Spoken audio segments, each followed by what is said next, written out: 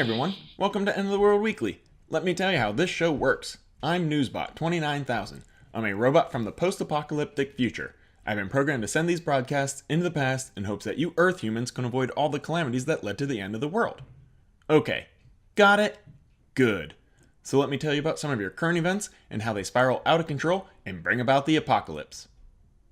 Last Saturday, a crazed woman threatened to kill everyone on board her flight after she was caught smoking in the restroom. After being arrested, the woman explained that the smoking and verbal threats were brought on by anxiety. She later saw this defense go up in smoke after a judge sentenced her to always have to sit in the middle seat during any future flights. Demonstrating that he is only interested in looking backwards, never ahead, Trump signed a directive on Monday that shifted NASA's focus away from Mars and back to the moon. The directive instructed NASA to pursue landing astronauts on the moon again.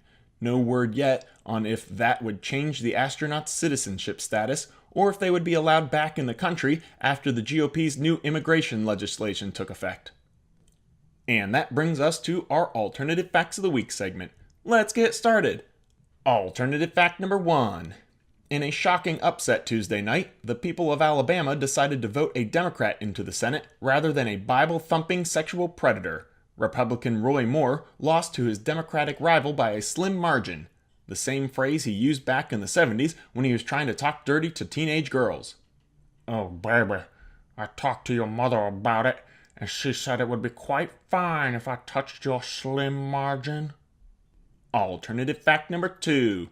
Thursday morning, Kentucky Representative Dan Johnson found the cure to a guilty conscience was a couple of grams of lead injected directly into the brain. The disgraced congressman committed suicide after his daughter's friend accused him of sexual abuse. He denied the allegations in a suicide note he posted to Facebook just before he shot himself, but that bullet hole certainly appeared to be an admission of guilt. And that does it for this week's segment of Alternative Facts. If you have any alternative facts you'd like to hear on the show, leave a comment below and we'll talk about them next time. Feeling bad about losing a Senate seat to the Democrats earlier in the week, on Thursday, Republicans showed they were still running the show by eliminating net neutrality. Without government regulations keeping them in check, internet service providers began charging extra for customers to visit specific sites and use certain services.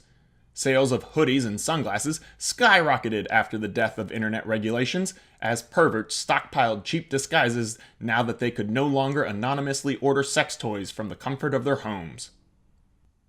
Well, that does it for this week's episode of End of the World Weekly. Thanks for tuning in and I hope you enjoyed. Be sure to tune in again next week when we'll have a brand new episode. Thanks again for watching.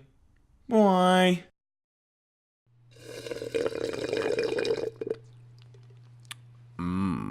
Delicious.